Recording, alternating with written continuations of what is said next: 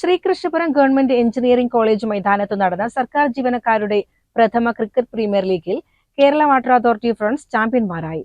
ഫൈനലിൽ ITI ലെജൻസിനെ 25 റൺസിന് തോൽപ്പിച്ചാണ് വിജയം.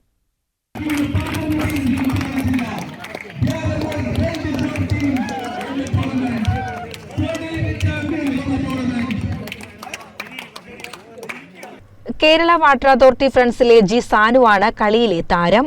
മാൻ ഓഫ് ദി ടൂർണമെന്റായി ITI ലെജൻസിലെ PM നിജിത്ത്, മികച്ച ബൌളറായി NS ലെജൻസിലെ A രതീഷ്, മികച്ച ബാറ്റ്സ്മാനായി NS ലെജൻസിലെ പാറക്കുന്നിലെ റഫീഖ് എന്നിവരും അർഹത നേടി.